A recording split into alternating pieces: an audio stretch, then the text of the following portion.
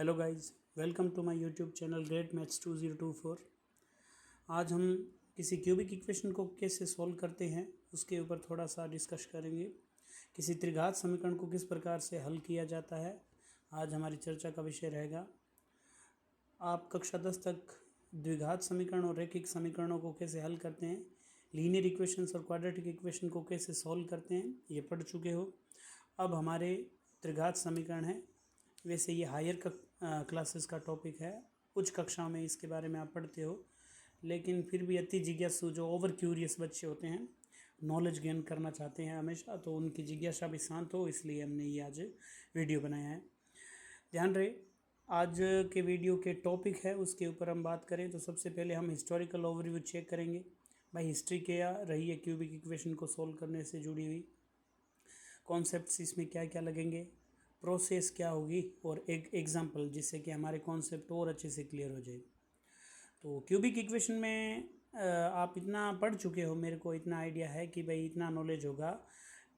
आपने senior secondary या secondary तक की एजुकेशन में ये सीखा था पॉलिनोमियल्स क्या होते हैं। वहाँ पर हम जो लीनियर पॉलिनोमियल है, क्वाड्रेटिक पॉलिनोमियल है, क्यूबिक पॉलिनोमियल है, इनके बारे में पढ़ते हैं। लेकिन सॉल्यूशन है इन पॉलिनोमियल का, एक रेडिकल फॉर्मूला है, वो केवल हमारे पास लीनियर इक्वेशंस और क्वाड्रेटिक इक्वेशंस के लिए था।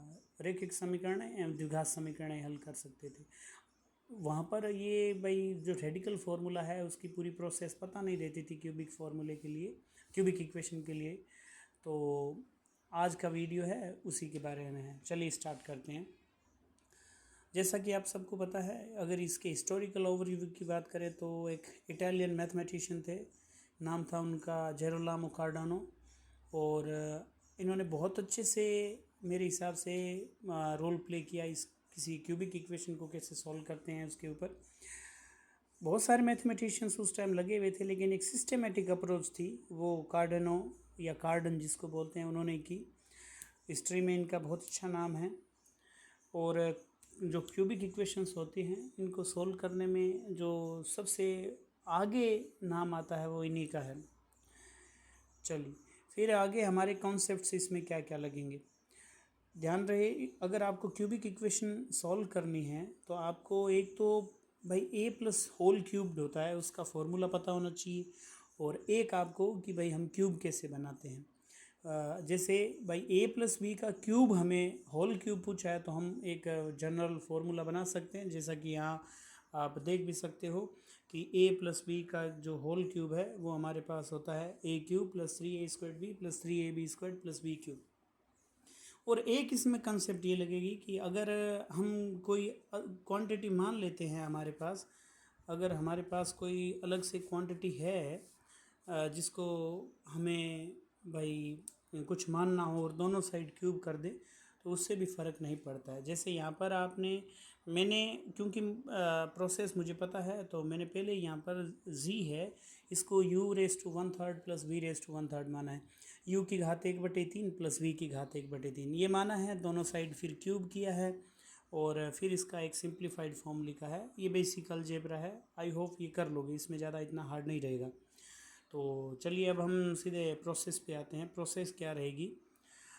प्रोसेस ये रहेगी कि सबसे पहले हम मान लेते हैं कि हमारे पास जो क्यूबिक इक्वेशन है वो ax³ plus bx² plus cx plus d = 0 type की है, और a नॉन ज़ीरो है।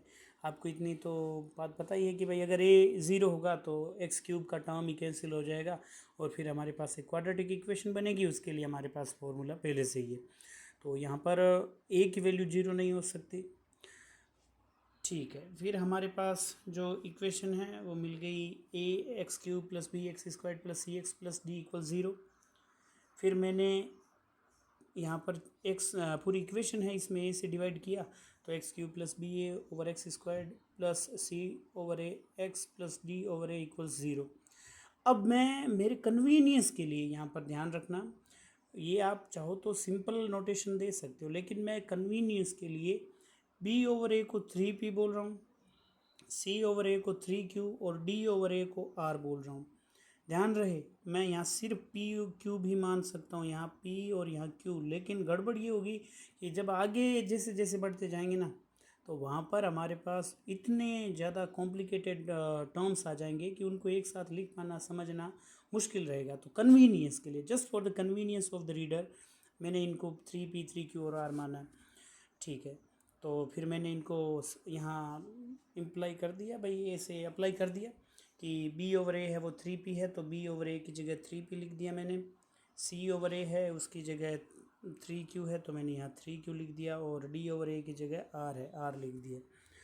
ठीक है, फिर अब मैंने क्या किया, यहाँ थोड़ा समझने वाली प्रोसेस है, ध्यान रहे। मैंने इस इक्वेशन में एक्स क्यूब को एज इट इज़ 3p(x²) को या 3x² को एज इट इज़ लिखा। फिर ये क्वांटिटी 3xp² + p³ एक बार तो ऐड कर दी और एक बार सब्ट्रैक्ट कर दी। ध्यान रहे, ये मैंने एक बार तो ऐड की है ये वाली चीज़, और एक बार सब्ट्रैक्ट की है। सो इस इक्वेशन पे कोई फ़र्क नहीं पड़ा, और बाकी सारा है वो एज इट इज़ नीचे लिख दिया। फिर मुझे पता है कि ये फॉर्मूला अभी मैंने बताया था कि हमें कॉन्सेप्ट पता होनी चाहिए होल क्यूब कैसे बनता है। तो x³ + 3x² p + 3xp² + p³, ये वाला फॉर्मूला किसका बन गया, x + p होल क्यूब का प्लस 3qx का 3qx प्लस r का r, और ये जो remaining quantity as it is लिख दी इक्वल 0। फिर मैंने x + p का क्यूब एज इट इज़ लिखा 3, और जो ये मेरे पास टर्म्स थे, ध्यान रहे, ये वाला टर्म और ये वाला टर्म, इसमें 3 और x कॉमन आ रहा है, तो 3 और x को तो मैंने लिख दिया बाहर, ये 3 और x को तो बाहर लिख दिया, और अंदर जो बचा q - p² उसको मैंने यहाँ लिख दिया, और एक r है उसमें से p³ घटेगा, तो ये रहा, मैंने r - p³ कर दिया। अब हमारे पास नेक्स्ट है, अब मैंने देखा कि भाई हमारे पास x + p का क्यूब दे रखा है, यहाँ x + p का क्यूब दे रखा है, तो मैं चाहता हूँ कि क्यों ना x + p को कुछ मान ही लूँ, जिससे इक्वेशन है वो और छोटी हो जाए, और सॉल्व करने के लिए उतना ज़्यादा मेरे को मशक्क़त नहीं करनी पड़े। तो मैंने x + p गेन करना है इस इक्वेशन में, तो मुझे यहाँ x दिखाई दे रहा है इसमें, तो नीचे वाली जो मैंने इक्वेशन लिखी है, इसमें मैंने x में p को ऐड कर दिया, p को सब्ट्रैक्ट कर दिया। इससे हुआ क्या कि मुझे एक बार x + p मिल जाएगा, और p क्योंकि कांस्टेंट है तो उतना ज़्यादा फ़र्क भी नहीं पड़ेगा। तो मैंने एक बार p ऐड किया, एक बार p सब्ट्रैक्ट किया, बाकी एज इट इज़ लिख दिया। फिर x + p का क्यूब प्लस 3p, अब मैंने 3q - p² है, इसकी पहले x + p से मल्टीप्लाई की, फिर इस 3q - p² है, इसकी -p से की, तो माइनस की 3p q - p² plus r - p³ का r - p³ इक्वल 0। अब मेरे पास x + p का क्यूब, ये 3q - p, यहाँ पर मैंने इसको थोड़ा सिंप्लीफाई किया, 3p की यहाँ ब्रैकेट से मल्टीप्लाई करवा दी अंदर, तो 3p की q से की 3pq, और माइनस माइनस हो गया प्लस 3p³ हो गया ना, p² की p से की तो, और प्लस r - p³। फिर x + p का क्यूब 3q, ये सेम टू सेम लिख दिया, 3pq माइनस के 3p³ - p³ तो 2p³, और प्लस की कितना बच गया r इक्वल 0। अब मैंने इसको एक सिस्टेमेटिक ढंग से लिख लिया, x + p का whole cube plus 3q - p² x + p 2p³ plus r - 3p³ equals 0। अब हम कुछ अजम्पशंस ले रहे हैं। मैंने x + p को z माना है, x + p है वो z है, और q - p² को मैंने माना है लैम्डा, q - p² है वो है मेरे पास लैम्डा, और ये जो क्वांटिटी पीछे है 2pq प्लस r - 3pq, इसको मैंने माना है थीटा। आप अपने हिसाब से इसको देख सकते हो, ये आपके ऊपर है, इसको आप कुछ अदर वेरिएबल भी मान सकते हो, लेकिन मैंने इसको थीटा माना है क्योंकि बहुत सारे इसमें लेटर्स यूज़ हो रहे हैं, कहीं कन्फ्यूजन है तो ग्रीक लेटर्स बहुत अच्छा ऑप्शन होता है हमारे पास। तो x + p को z माना, q - p² को लैम्डा, और 2p³ प्लस r - 3pq को थीटा। ये वैल्यू मैंने सबमिट की इस ऊपर वाली इक्वेशन में, तो यहाँ से देखो क्या बना, x प्लस ये वाला है, ये वाला बन गया z, फिर 3, क्योंकि q - p² तो लैम्डा है तो ये लैम्डा बन गया, z का z बन गया, और प्लस ये वाला थीटा है तो थीटा इक्वल 0। इसको इक्वेशन मैंने ए बोल दिया। ध्यान रहे सुपर इम्पोर्टेंट इक्वेशन है ये, छिया इम्पोर्टेंट है, इतना समझ लीजिए, बहुत इम्पोर्टेंट है। चलिए आगे बढ़ते हैं। अब मैंने क्या किया, अब मैंने इसी में इस इक्वेशन को एक बार रख के मैंने माना कि z है, इसकी value u raise to 1/3 plus v raise to 1/3। Assumption है ये मेरा, मैंने अज्यूम किया है। ये इसलिए किया क्योंकि सिंपल हो जाएगा, आप थोड़ा समझोगे कि भैया ये वाला पूरा प्रोसेस है वो एकदम सिंपल हो जाएगा। क्या रहेगा, तो चलिए अभी हम बता ही दिए देते। अब मैंने क्या किया कि भाई z को u raise to 1/3 plus v raise to 1/3, u की घात 1/3 प्लस v की घात 1/3, दोनों तरफ यहाँ पर मैंने दोनों तरफ घात 3 लगा दी, दोनों तरफ क्यूब कर दिया, तो z का क्यूब और ये पूरे का क्यूब, इसमें a प्लस b के क्यूब का फॉर्मूला लगाया। तो थोड़ा यहाँ ध्यान से चेक करना, रिक्वेस्ट रहेगी। आप जब u raise to 1/3 plus v raise to 1/3 है, इसका क्यूब करोगे तो आपको क्या मिलेगा, आपको मिलेगा, थोड़ा सा मैं इसको थोड़ा सही कर लेता हूँ, तो u raise to 1/3 plus v raise to 1/3 और पूरे का क्यूब, तो ये आपके पास क्या होगा, पहले u के बाई a का क्यूब, तो इसका 1/3 और पूरे का क्यूब, प्लस फिर v की पावर 1/3 और इस पूरे का क्यूब, थोड़ा ध्यान से चेक करना, प्लस 3ab होता है, तो 3a की जगह u की पावर 1/3 और b की जगह 1/3, v है तो 1/3 इसकी भी, और फिर होता है a प्लस b, तो u की पावर 1/3 प्लस v की पावर 1/3 और ब्रैकेट क्लोज। तो इसको और ऐसे भी लिख सकते हैं। अब ये वाला हमारे पास क्या हो गया, इसको हम ऐसे भी लिख सकते हैं, थोड़ा इंक चेंज कर लेते हैं, ये हो जाएगा u प्लस v, क्यों, क्योंकि इनकी पावर आपस में कैंसिल हो जाएगी, u प्लस v और u प्लस v, और ये हो जाएगा प्लस 3, ये आपस में u v पूरे की पावर 1/3, और ये हमने पहले इसको z माना था क्योंकि u raise to 1/3 plus v raise to 1/3 दे रखा है, तो ये देखो हमने इसको z माना था, तो ये हो जाएगा वापस z। तो ये हमारे पास u plus v 3u plus 3uv raise to 1/3 plus sorry multiplied z। ठीक है, यही मैंने यहाँ पर किया है, दोनों तरफ जब क्यूब किया तो मेरे पास u plus V 3 times u v raise to 1/3 और टाइम्स z। अब इसको मैं इस साइड लेके आ गया, तो z cube minus 3u v raise to 1/3 times g और minus u plus V equal 0। ये मैंने मान ली इक्वेशन बी। ध्यान रहे, एक ये वाली और एक ये वाली इक्वेशन बहुत इंपॉर्टेंट इक्वेशंस है, यही हमारे पूरी इक्वेशन जो क्यूबिक इक्वेशन है इसके गाइडिंग फैक्टर्स हैं। तो अब मैंने इक्वेशन के कोएफिशिएंट कंपेयर किए हैं कि भाई जी क्यूब का कोएफिशिएंट इक्वेशन ए में 1 है, यहाँ पर भी 1 है, तो मैं यहाँ लिख के ये ट्रिवियल चीज़ मिलेगी मुझे। और मैंने फिर चेक किया जी का कोएफिशिएंट, तो जी का कोएफिशिएंट इक्वेशन फर्स्ट में तो है 3 लैम्डा, और इक्वेशन सेकंड या बी में है मेरे पास -3u v रेज टू 1/3, तो -3u v की पावर 1/3 इक्वल 3 लैम्डा, 3 से 3 कैंसिल हो गया, तो -u v की पावर 1/3 इक्वल लैम्डा, माइनस से मल्टीप्लाई किया तो u v raise to 1/3 equal minus lambda, और u v है इसकी पावर 1/3 है, उस साइड चला गया तो क्यूब हो जाएगा, माइनस लैम्डा का क्यूब वो माइनस लैम्डा क्यूब हो जाएगा u v। और उसी हिसाब से मैंने कांस्टेंट टर्म्स को जब कंपेयर किया तो मैंने देखा u प्लस वी माइनस के वो प्लस के थीटा के इक्वल है, तो ये माइनस उस साइड चला गया, तो u प्लस वी की वैल्यू आ गई माइनस के थीटा, यहाँ पर ध्यान रहे तो माइनस के थीटा आ गई। तो अब मैंने क्या है, इनको इस इक्वेशन को मैंने x मान लिया और इस इक्वेशन को y मान लिया।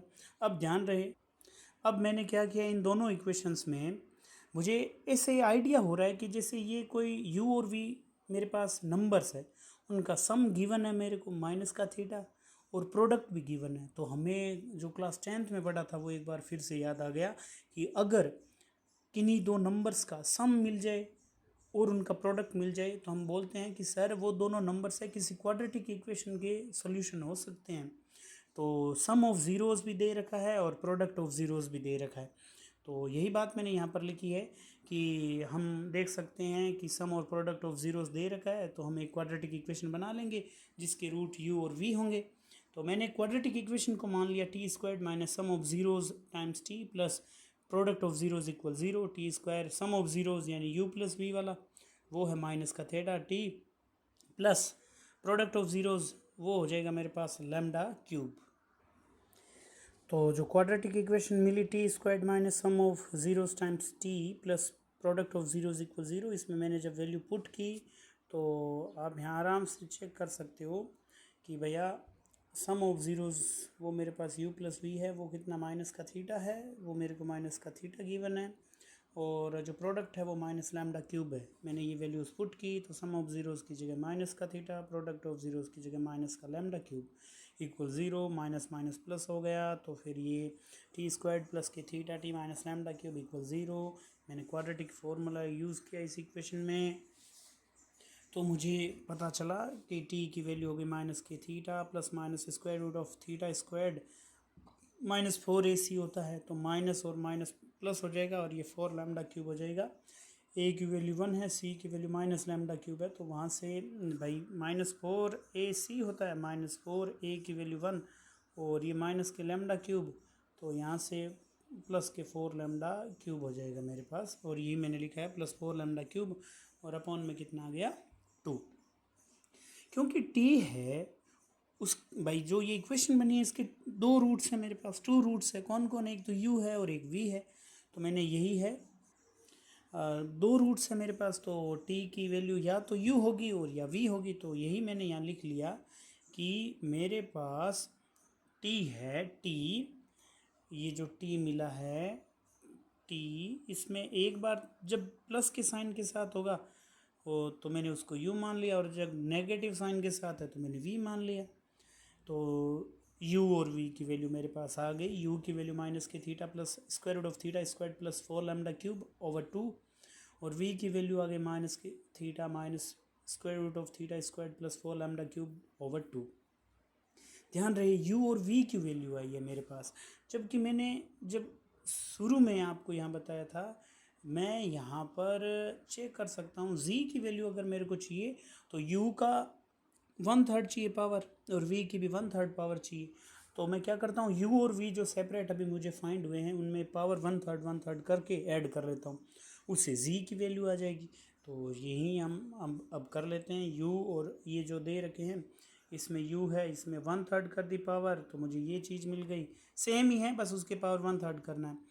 और ये v है, v के भी पावर है, मैंने 1/3 कर ली, और जब दोनों को ऐड किया इन दोनों को ऐड किया तो z की value u raise to 1/3 plus v raise to 1/3 था, दोनों को सिंप्लीफाइड फॉर्म में लिख दिया, तो z की वैल्यू है मेरे पास कितनी आ गई, z की वैल्यू ये है मेरे पास जो कि एग्जैक्ट रूट है।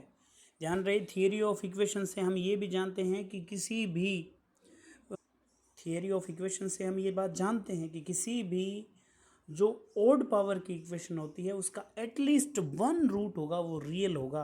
क्यों? क्योंकि जो इरेशनल रूट्स और जो सर्ड बोल सकते हैं हम, सर्ड के रूट और जो इमेजिनरी रूट होते हैं वो पेयर में होते हैं, कॉन्जुगेट होते हैं। तो फिर यहाँ पर हमारे पास क्योंकि पावर 3 है तो इसके मैक्सिमम 2 रूट्स ऐसे हो सकते हैं जो या तो इमेजिनरी होंगे बाई कॉम्प्लेक्स होंगे, और या हमारे पास सर्ड वाले हो जाएंगे, जैसे 3 प्लस रूट 67/2 या plus minus 3 plus minus square root of 67/2 type के हो सकते हैं, फॉर एग्जांपल मैंने बताया। तो यहाँ से z की वैल्यू मेरे पास आ गई। अब z की वैल्यू मेरे को पता है तो मैंने आपको फिर से बता देता हूँ, ये हमारे पास बहुत ज़्यादा इम्पोर्टेंट है। अगर ये आपको सब्सटीट्यूशंस पता है तो आप आराम से इस इक्वेशन का बेसिक पता कर सकते हो, ये आपके सुपर इम्पोर्टेंट है। चलिए तो फिर हमारे पास z की वैल्यू आ गई, तो मैंने आपको शुरू में ये बताया था कि हमने x प्लस पी है इसको z माना है, तो z मेरे को फाइंड है तो मैं x की वैल्यू बता सकता हूँ, वो होगी z माइनस पी, और यही मैंने यहाँ पर लिखा है, हम x माइनस पी है इसकी value sorry z minus P है इसकी वैल्यू फाइंड कर लेंगे जिससे x की वैल्यू आ जाएगी। वीडियो काफ़ी लेंदी हो गया है, मेरे हिसाब से 20 मिनट का वीडियो है, लगभग इतना हो गया है, और इतने वीडियो में आप कहीं बोर नहीं हो जाओ, तो आशा करता हूँ इतना वीडियो अच्छे से देखा होगा आपने, और जो कॉन्सेप्ट समझ नहीं आई वो आप हमसे पूछ लीजिएगा, कमेंट सेक्शन आपके लिए ओपन है, सजेशंस के लिए जो भी राय है आपकी ओपन है। नेक्स्ट वीडियो में हम इसका एक एग्जांपल सॉल्व करके बताएंगे। तब तक के लिए बाय बाय, बहुत बहुत धन्यवाद और please do like share and subscribe to my YouTube channel.